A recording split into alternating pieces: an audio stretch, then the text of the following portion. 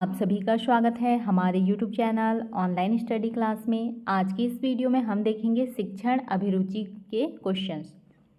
Question number 51 है, Fleming के वार्क VAR के अधिगम मॉडल के अनुसार 4 प्रकार की अधिगम शैलियाँ हैं। कौन कौन सी अधिगम शैलियाँ हैं पूछ रहे हैं। तो VAR के वी से क्या है, विजुअल, VISUAL, विजुअल मतलब क्या होता है, विजुअल मतलब होता है देख कर सीखना। फिर ए है, ए से क्या होगा, ऑडिटरी, ऑडिटरी क्या है, सुनकर, सुनकर।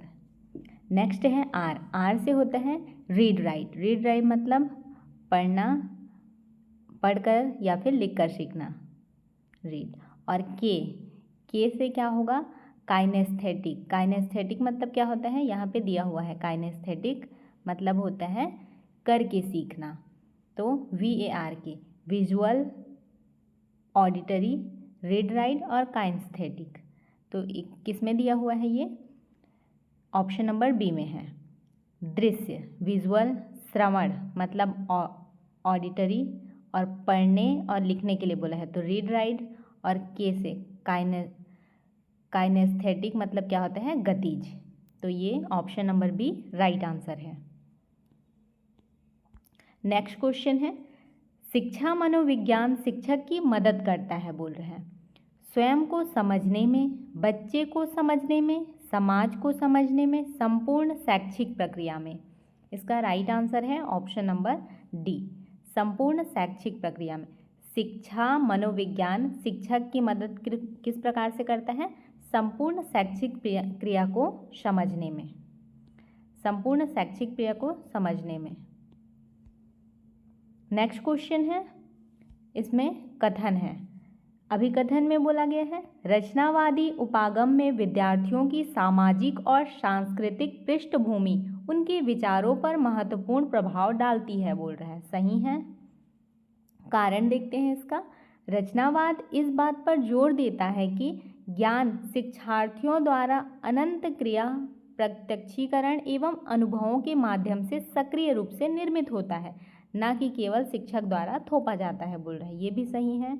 इसका राइट आंसर क्या हो जाएगा, ऑप्शन नंबर ए। अभिकथन ए और कारण आर दोनों सही हैं और कारण आर अभिकथन ए की सही व्याख्या है। नेक्स्ट क्वेश्चन है, इसमें बोला गया है रचनात्मक आकलन का मुख्य उद्देश्य है विद्यार्थियों को अंतिम ग्रेड्स प्रदान करना, इकाई के अंत में विद्यार्थियों के अधिगम को मापना, विद्यार्थी अधिगम को सुधारने हेतु सतत पृष्ठपोषण प्रदान करना, या फिर मानकीकृत मानकों के संदर्भ में विद्यार्थी निष्पादन की तुलना करना। तो इसका राइट आंसर है ऑप्शन नंबर सी, विद्यार्थी अधिगम को सुधारने हेतु सतत पृष्ठपोषण प्रदान करना। क्वेश्चन क्या है, रचनात्मक आकलन का मुख्य उद्देश्य, तो विद्यार्थियों का अधिगम को सुधारने के लिए हमेशा प्रयास करना, ये राइट आंसर है। नेक्स्ट क्वेश्चन है, इसमें क्या बोला गया है, इसमें बोला गया है कोल्ब के सीखने के चरण को उसके सही विवरण से मिलान कीजिए। स्तंभ 1 दिया हुआ है और स्तंभ 2 दिया हुआ है, इनका मिलान करना है। मिलान करते हैं। पहले में क्या है, मूर्त अनुभव, कॉन्क्रीट एक्सपीरियंस, इसका क्या हो जाएगा, पहला का मूर्त अनुभव कॉन्क्रीट एक्सपीरियंस, इसका हो जाएगा व्यवहारिक अनुभवों में संलग्न होना, व्यवहारिक अनुभवों में संलग्न होना। दूसरे नंबर पे है मननशील अवलोकन, रिफ्लेक्टिव ऑब्जर्वेशन, इसका हो जाएगा ऑप्शन नंबर डी में दिया हुआ है विभिन्न दृष्टिकोणों से अनुभवों पर मनन करना। ये दोनों एक दूसरे से क्लियरली समझ में आ रहा है। यहाँ पे मननशील है और यहाँ पे भी क्या है, मनन, मनन शब्द दिया हुआ है और दृष्टिकोण से भी पता चल रहा है। नेक्स्ट है, इसमें क्या बोला गया है, अमूर्त अवधारणा, अमूर्त अवधारणा क्या दिया हुआ है, एब्स्ट्रैक्ट कंसेप्चुअलाइजेशन दिया हुआ है। अमूर्त अवधारणा, इसका क्या हो जाएगा? इसका होगा अमूर्त अवधारणा पर पहुंचना और व्यवहारिक परिकल्पना विकसित करना। ये अमूर्त अमूर्त शब्द को मिलाने से ही पता चल जा रहा है क्या होते जाएगा। नेक्स्ट है, ये थर्ड का क्या है? थर्ड का है सी, अमूर्त। फिर है नेक्स्ट है सक्रिय, सक्रिय प्रयोग, एक्टिव एक्सपेरिमेंटेशन। एक्टिव एक्सपेरिमेंटेशन का लास्ट बचा है ये बी नंबर। विकसित व्यवहारिक परिकल्पना का परीक्षण किया जाता है। ये परीक्षण से ही समझ में आ रहा है, एक्सपेरिमेंटेशन शब्द से, प्रयोग से परीक्षण। तो इस प्रकार से ए का क्या है? वन का है ए, वन का ए, फिर टू का ग्रीन वाला डी, फिर थ्री का सी और बी। इस प्रकार से A D C B, A D C B किस में है? ए डी, इसमें नहीं, A D C B. Option number C right answer है। नेक्स्ट क्वेश्चन है, इसमें क्या बोला गया है? इसमें बोला गया है कला समेकित अधिगम के संबंध में निम्नलिखित कथनों में से कौन सा सही नहीं है, बोल रहे हैं। सही नहीं है पूछा है यहाँ पे। पहला देखते हैं, पहला है कला समेकित अधिगम AIL, यही है कला समेकित अधिगम AIL, एक क्रॉस करिकुलर शिक्षा शास्त्री उपागम है, बोल रहे हैं।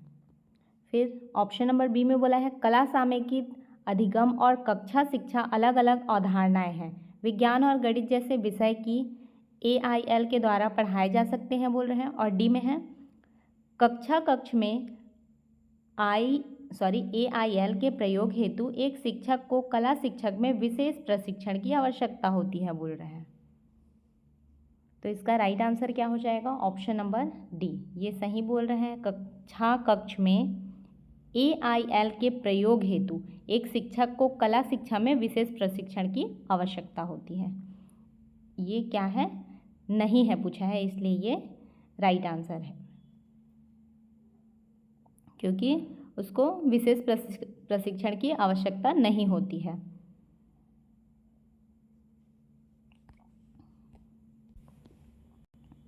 नेक्स्ट क्वेश्चन है, इसमें बोला गया है निम्नलिखित में से कौन सा कथन विभिन्न गति डिफरेंट फेज से सीखने वाले विद्यार्थी के अधिगम को सुगम बनाने के लिए उचित नहीं है। यहाँ पे भी नहीं है पूछा है, नहीं है को ध्यान में रख के आंसर देना है। निम्नलिखित में से कौन सा कथन विभिन्न गति से सीखने वाले विद्यार्थी के लिए अधिगम को सुगम बनाने के लिए उचित नहीं है पूछा है। ऑप्शन नंबर ए में बोला गया है एक ही समय में बहुत सारी अवधारणाओं को प्रस्तुत करना, ये उचित नहीं है। बी में है विद्यार्थियों को उनके स्वयं के अनुभवों एवं अवलोकनों पर आधारित उदाहरणों को देने हेतु प्रोत्साहन करना चाहिए, ये सही है। विद्यार्थी को सौंपने से पूर्व गतिविधि कार्य का विश्लेषण करना कि कार्य को पूर्ण करने में कितना समय लगेगा और उसी अनुसार योजना बनाना, ये भी सही है। डी नंबर देखते हैं तुलनात्मक रूप से धीमे सीखने वाले विद्यार्थी हेतु कुछ अतिरिक्त गतिविधियों अभ्यासों का निर्माण करना, ये भी सही है। मतलब ऑप्शन नंबर ए क्या हो जाएगा? राइट आंसर हो जाएगा। इसमें उचित नहीं है पूछा है क्वेश्चन में, इसलिए एक ही समय में बहुत सारी अवधारणाओं को प्रस्तुत करना, ये क्या है? उचित नहीं है। नेक्स्ट क्वेश्चन है सहयोगात्मक अधिगम कोलैबोरेटिव लर्निंग का विचार समीपस्थ विकास क्षेत्र जोन ऑफ प्रॉक्सिमल डेवलपमेंट के प्रत्यय के आधार पर विकसित हुआ है, जिसका प्रतिपादन खालिस्तान ने किया है। जीन पियाजे, BF Skinner, Lev Vygotsky, Noam Chomsky. इसका राइट आंसर है option number C, Lev Vygotsky ने किया है। क्या किया है उन्होंने? सहयोगात्मक अधिगम का विचार समीपस्थ विकास क्षेत्र के प्रत्यय आधार पर विकसित हुआ है, जिसका प्रतिपादन किसने किया है? लेव वाइगोत्स्की ने। नेक्स्ट क्वेश्चन है निम्नलिखित में से कौन शिक्षण अधिगम में स्केप फोल्डिंग की अवधारणा का सर्वश्रेष्ठ वर्णन करती है? स्केप फोल्डिंग ऑप्शंस हैं। हाँ, विद्यार्थियों को किसी कार्य के माध्यम से मार्गदर्शन करने हेतु सभी उत्तर प्रदान करना बोल रहे हैं। नेक्स्ट है विद्यार्थियों को स्वतंत्र अध्ययन करने हेतु प्रोत्साहित करने के लिए न्यूनतम सहायता प्रदान करना, या फिर विद्यार्थियों को एक नई अवधारणा या कौशल में महारत हासिल करने के लिए अस्थायी सहायता और मार्गदर्शन प्रदान करना। डी नंबर है छात्रों को लचीलापन विकसित करने हेतु बिना किसी हस्तक्षेप के संघर्ष करने की अनुमति देना। तो इसमें से कौन सा सबसे सही लग रहा है? सबसे सही है इसमें से ए बी सी नंबर। यहाँ पे क्या बोला गया है? विद्यार्थियों को एक नई अवधारणा कौशल में महारत हासिल करने के लिए अस्थायी सहायता और मार्गदर्शन प्रदान करना, क्योंकि यहाँ पे क्वेश्चन में क्या था? स्केप फोल्डिंग की अवधारणा का सर्वश्रेष्ठ वर्णन बोला था, इसलिए option number C right answer है। क्वेश्चन नंबर 60 है, इसमें क्या बोला गया है? निम्नलिखित मानव आवश्यकताओं की एक श्रृंखला को समान रूप से पूरा किया जाने वाले क्रम मास्लो के पदानुक्रम अनुसार व्यवस्थित करें बोल रहे हैं। मास्लो सबसे मूल से लेकर उच्च स्तर की ओर, सबसे मूल से लेकर उच्च स्तर की ओर करना है क्रम में व्यवस्थित। तो करते हैं। पहले दिया हुआ है सुखी, पहले पढ़ लेते हैं। सुखी और व्यक्तिगत विकास की खोज, एक स्थिर नौकरी और सुरक्षित महसूस करना, सम्मानित महसूस करना और पहचान प्राप्त करना है। फिर जीवन अस्तित्व है तो मूलभूत आवश्यकताओं को पूरा करना, ये तो सबसे इम्पॉर्टेंट है। घनिष्ठ संबंध बनाना और जुड़ाव की भावना महसूस करना बोल रहे हैं। तो इसमें से पहले नंबर पे क्या आ जाएगा? ये फर्स्ट नंबर जीवन अस्तित्व हेतु मूलभूत आवश्यकताओं को पूरा करना, ये सबसे पहले नंबर पे आएगा। फिर नेक्स्ट क्या आ जाएगा? नेक्स्ट यहाँ पे है ये एक स्थिर नौकरी और सुरक्षित महसूस करना बोला है। हाँ, दूसरे नंबर पे आ जाएगा ये एक स्थिर नौकरी और सुरक्षित महसूस करना। फिर घनिष्ठ संबंध बनाना और जुड़ाव की भावना महसूस करना, ये आ गया। फोर्थ नंबर पहला हो गया, फिर ये सेकंड नंबर, फिर फिफ्थ नंबर, अब बचा 2। तो इसमें क्या क्या है? सुखी और व्यक्तिगत विकास की खोज, ये लास्ट में आ जाएगा, ये फोर्थ नंबर पे आ जाएगा। सम्मानित महसूस करना और पहचान प्राप्त करना, ये फोर्थ नंबर पे, और ये फिफ्थ नंबर पे सुखी और व्यक्तिगत विकास की खोज। इस प्रकार से क्या हो गया? ये 4 2 5 3 1 4 2 5 3 1 किस में है? 4 2 5 3 1 ऑप्शन नंबर ए में है। ये क्या है? राइट आंसर है। नेक्स्ट क्वेश्चन है, निम्नलिखित में से कौन सा कथन कला के रूप में शिक्षण की सर्वश्रेष्ठ मूल भावना को व्यक्त करता है बोल रहे हैं। निम्नलिखित में से कौन सा कथन कला के रूप में शिक्षण की सर्वश्रेष्ठ मूल भावना को व्यक्त करता है? देखते हैं। पहले नंबर पे क्या है? शिक्षण पाठों की क्रमबद्ध योजना और इनके प्रस्तुतिकरण को शामिल करता है बोल रहे हैं। नेक्स्ट है शिक्षण वैज्ञानिक अन्वेषण और विषय वस्तु के तार्किक अनुक्रमण पर आधारित है। शिक्षण वांछित परिणामों हेतु पूरी तरह से सख्त दिनचर्या और व्यवस्थाओं के पालन पर निर्भर करता है। और डी नंबर पे है सीखने की प्रक्रिया में सौंदर्य को शामिल करते हुए शिक्षण कौशल सुघड़ता और रचनात्मकता के साथ किया जा सकता है बोल रहे हैं। तो इसमें से राइट आंसर है ऑप्शन नंबर डी। ऑप्शन को पढ़ना बहुत ज़रूरी है, सब सारे ऑप्शंस को पढ़ेंगे तब कंपेयर कर पाएंगे, नहीं तो एग्ज़ाम में लगेगा सभी आंसर सही है लगेगा, इसलिए चारों ऑप्शन को पढ़ना बहुत ज़रूरी है। तो इसमें से राइट आंसर है ऑप्शन नंबर डी। सीखने की प्रक्रिया में सौंदर्य को शामिल करते हुए शिक्षण कौशल सुघड़ता और रचनात्मकता के साथ किया जा सकता है, ये राइट है। नेक्स्ट क्वेश्चन है, निम्नलिखित में से कौन सा विद्यालय स्तर पर शिक्षण हेतु शिक्षण सूत्र नहीं है? सरल से जटिल, अमूर्त से मूर्त, ज्ञात से अज्ञात, प्रत्यक्ष से अप्रत्यक्ष। राइट आंसर है ऑप्शन नंबर बी, अमूर्त से मूर्त। ये विद्यालय स्तर पर शिक्षण हेतु शिक्षण सूत्र नहीं है। नेक्स्ट क्वेश्चन है, यहाँ पे क्या बोला गया है, निम्नलिखित में से कौन सी रणनीति समावेशी वातावरण को बढ़ावा देने में सबसे प्रभावी है बोल रहे हैं। केवल शैक्षिक निष्पादन पर ध्यान केंद्रित करना, विद्यार्थियों के बीच सहयोग और सहकर्मी समर्थन को प्रोत्साहित करना, सभी विद्यार्थियों हेतु एक समान शिक्षण विधि का प्रयोग करना, या फिर पढ़ते समय विशेष आवश्यकता वाले विद्यार्थियों को पृथक करना। इसका राइट आंसर है ऑप्शन नंबर सी, सभी विद्यार्थियों हेतु एक समान शिक्षण विधि का प्रयोग करना, ये सबसे प्रभावी है। नेक्स्ट क्वेश्चन है, निम्नलिखित में से कौन सी आंतरिक अभिप्रेरित बोला है ना, इसको याद रखना है, बच्चों की विशेषता नहीं है बोल रहे हैं। उन्हें अपने कार्यों में संलग्न रहने में आनंद मिलता है, सही है। वे अपनी गतिविधियों के दौरान उच्च स्तर का उत्साह एवं दर्जा प्रदर्शित करते हैं, ये भी सही है। वे हमेशा सफल होते हैं, ये हमेशा सही नहीं होता। वे चुनौतीपूर्ण कार्यों को पसंद करते हैं, ये सही है। इसका राइट आंसर क्या हो जाएगा, ऑप्शन नंबर सी, वे हमेशा सफल होते हैं। ये क्या है, आंतरिक अभिप्रेरित बच्चों की विशेषता में नहीं आता है। नेक्स्ट क्वेश्चन है, यहाँ पे बोला गया है NEP 2020 के अनुसार स्कूली शिक्षा पाठ्यक्रम को निम्नलिखित शैक्षणिक स्तरों में विभाजित किया गया है बोल रहे हैं। तो इसमें इतने सारे ऑप्शन दिए गए हैं, इसमें से सेलेक्ट करना है।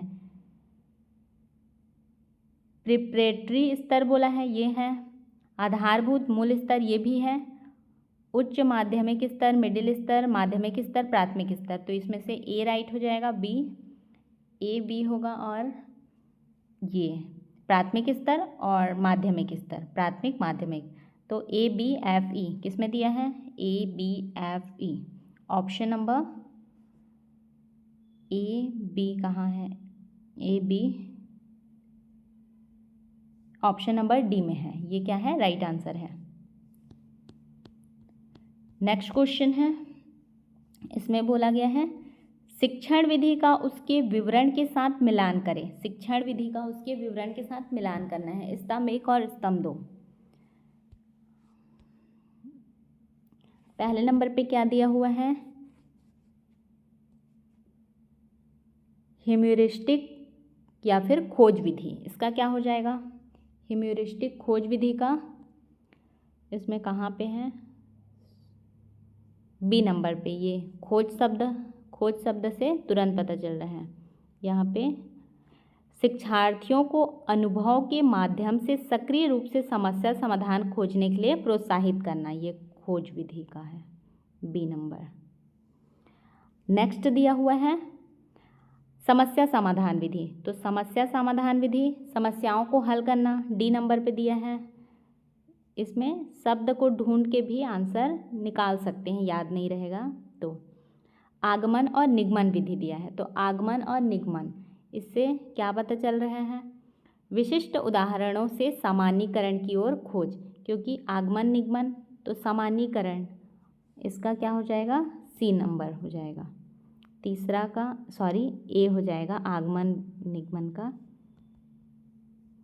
ये थर्ड का ए। फिर विश्लेषण और संश्लेषण विधि दिया है।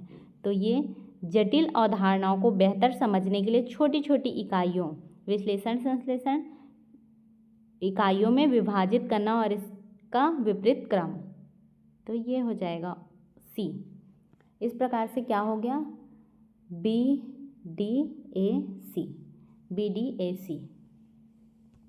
BDAC किस में है, ऑप्शन नंबर बी में। ये क्या है, राइट आंसर है। नेक्स्ट क्वेश्चन देखेंगे।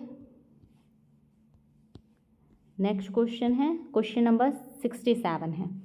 निम्नलिखित में से कौन सी जिम्मेदारी आमतौर पर शिक्षक परामर्शदाता के रूप में भूमिका से संबंधित नहीं है बोल रहे हैं। विद्यार्थियों को भावनात्मक सहयोग प्रदान करना, शैक्षिक मार्गदर्शन प्रदान करना, मनोचिकित्सा सत्रों का आयोजन करना, या फिर विद्यार्थियों को लक्ष्य निर्धारित करने एवं करियर योजना बनाने में सहायता करना।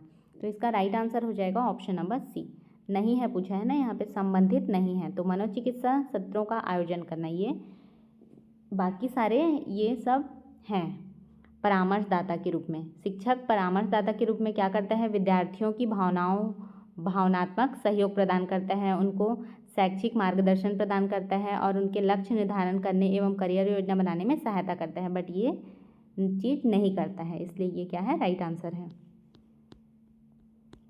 नेक्स्ट क्वेश्चन है, निम्नलिखित एक शिक्षक की विशेषताओं को उनके सामने दिए गए विवरणों के साथ सही मिलान करिए बोल रहे हैं।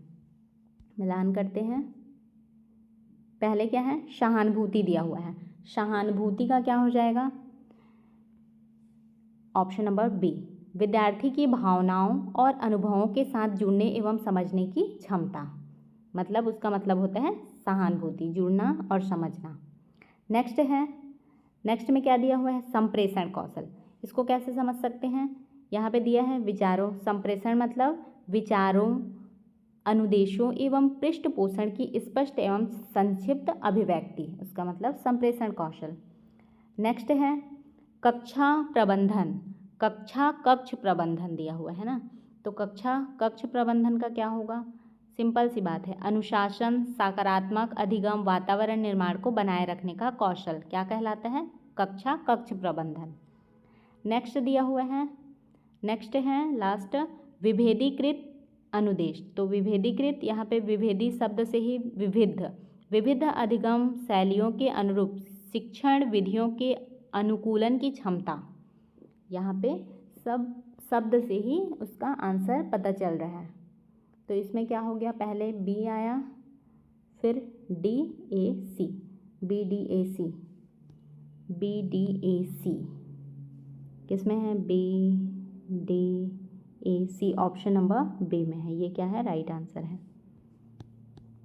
नेक्स्ट क्वेश्चन है, कथन है, कथन में क्या बोला गया है, श्रवण बाधित बच्चों के लिए कॉक्लियर प्रत्यारोपण, कॉक्लियर इम्प्लांट्स प्रभावी है बोल रहे हैं, सही है, प्रभावी है, कारण कॉक्लियर इम्प्लांट्स ध्वनि को बढ़ाकर उपयोगकर्ता के लिए अधिक तेज कर देता है बोल रहे हैं, ये भी सही है, इसका राइट आंसर है ऑप्शन नंबर ए। दोनों कथन ए और कारण आर सही हैं, और कारण आर कथन ए का सही स्पष्टीकरण है।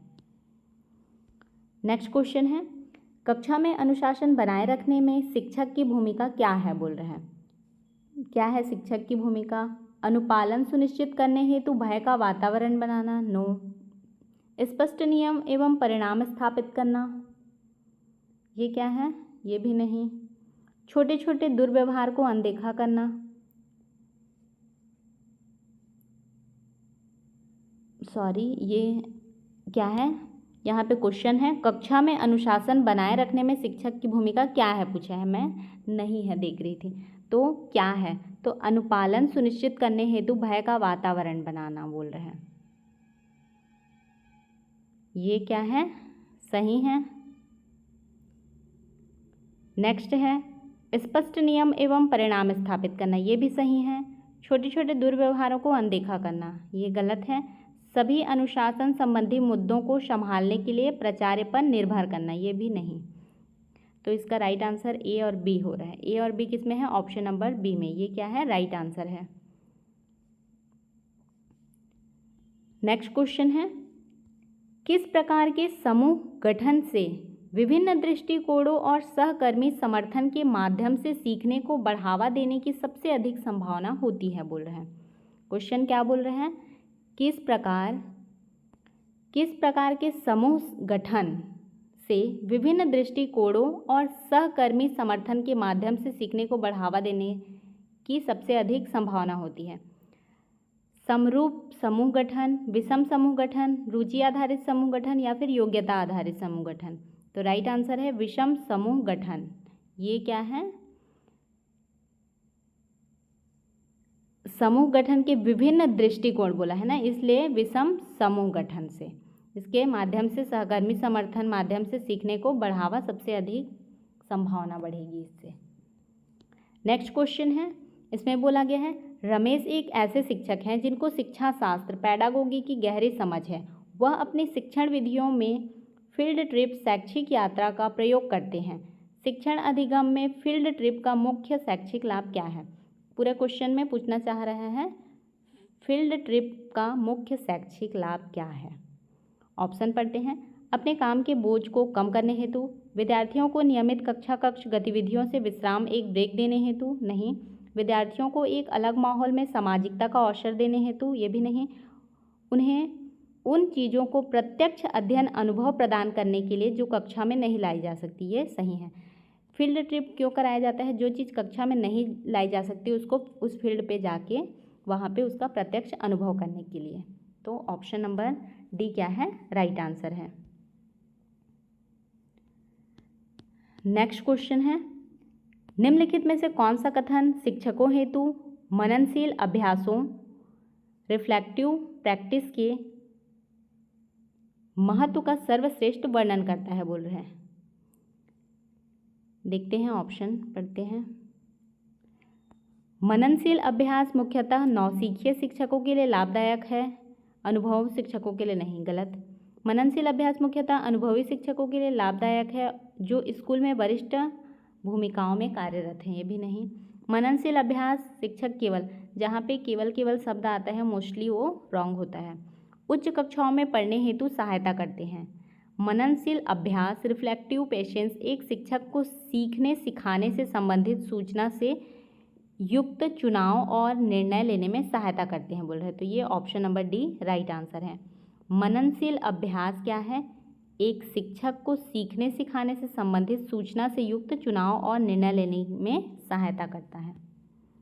नेक्स्ट क्वेश्चन है, निम्नलिखित में से कौन सी उपलब्धि परीक्षण की विशेषता नहीं है? पूछा है ना। विश्वसनीयता, अस्पष्टता, वैधता, वस्तुनिष्ठता। इसका राइट आंसर क्या है? ऑप्शन नंबर बी अस्पष्टता। ये क्या पूछा है यहाँ पे? उपलब्धि परीक्षण की विशेषता नहीं है, तो अस्पष्टता। नेक्स्ट क्वेश्चन है, यदि एक बच्चे की मानसिक आयु 12 वर्ष है और वास्तविक आयु 10 वर्ष है, 12 वर्ष 10 वर्ष, ये क्या है? मानसिक आयु है ये, तो उसका IQ क्या होगा? 12 10 120 हो जाएगा, 12 गुणित 10 120 उसका IQ। नेक्स्ट क्वेश्चन है, निम्नलिखित में से कौन सी गतिविधि अनुभवजन्य अधिगम बोला है का सर्वोच्चतम उदाहरण प्रस्तुत करती है? बोल रहे हैं। ऑप्शन देखते हैं। पाठ्य पुस्तक पढ़ना और नोट्स लेना, व्याख्यान सुनना और नोट्स लेना, व्यवहारिक हैंड्स ऑन कार्यशाला में प्रतिभाग करना, ऑनलाइन शैक्षिक वीडियो देखना। तो इसमें से सर्वोच्चतम उदाहरण पूछा है, तो सर्वोच्चतम उदाहरण क्या हो जाएगा? व्यवहारिक कार्यशाला में प्रतिभाग लेना, ये सर्वोच्चतम उदाहरण है। नेक्स्ट क्वेश्चन है, निम्नलिखित में से कौन सा कथन संकल्पना, मानचित्रण, कॉन्सेप्ट मैपिंग के शिक्षण अधिगम और आकलन में प्रयोग के संबंध में सत्य है? पूछ रहे हैं। तो इसका ऑप्शन देखते हैं। संकल्पना मानचित्रण पूर्ण रूपेण एक शिक्षण उपकरण है और इसका आकलन में प्रयोग नहीं किया जा सकता, बोल रहे। रॉन्ग। संकल्पना मानचित्रण जो कि शिक्षण अधिगम की एक युक्ति है, इसको आकलन के उपकरण के रूप में प्रयोग किया जा सकता है, बोल रहे हैं। तो ये क्या है? सही है। ऑप्शन नंबर बी क्या है? राइट आंसर है इसका। संकल्पना मानचित्रण जो शिक्षण अधिगम की एक युक्ति है, इसको आकलन के उपकरण के रूप में प्रयोग किया जा सकता है। नेक्स्ट क्वेश्चन देखते हैं। क्वेश्चन नंबर 78 है, एक अच्छे शिक्षक को मुक्त होना चाहिए व्यक्तिगत अनुभवों से, अकादमिक जड़ता से, वित्तीय संसाधनों से या फिर सामुदायिक अनुभवों से। किससे मुक्त होना चाहिए एक शिक्षक को? अकादमिक जड़ता से, बी। तो इसमें से यहाँ पे और ऑप्शन दिए गए हैं, तो बी किस में दिए हैं? सी नंबर पे, केवल बी, ये राइट आंसर है। नेक्स्ट क्वेश्चन है, कौन सी रणनीति विषय वस्तु को भागों में विभाजित करने एवं समूहों को विभिन्न भागों पर विशेषज्ञ बनने को शामिल करती है? पूछ रहे हैं। राउंड रॉबिन, ब्रेन स्टार्मिंग या फिर जिक्सा तकनीक, थिक पेयर शेयर तकनीक या फिर केश अध्ययन तकनीक। राइट आंसर है ऑप्शन नंबर बी, जिक्सा तकनीक। ये क्या है? राइट आंसर है। लास्ट क्वेश्चन है, इसमें क्या बोला गया है? यूनेस्को रिपोर्ट 1996 द्वारा प्रस्तावित सीखने के 4 स्तंभ बोला है। सीखने के 4 स्तंभ कौन कौन से हैं? यूनेस्को रिपोर्ट 1996 के द्वारा। जानने के लिए सीखना, ये ऑप्शन नंबर सी क्या है? राइट आंसर है। जानने के लिए सीखना, काम करने के लिए सीखना, कुछ होने के लिए सीखना, एक साथ जीने के लिए सीखना, ये है यूनेस्को रिपोर्ट 1996 के द्वारा प्रस्तावित सीखने के 4 स्तंभ।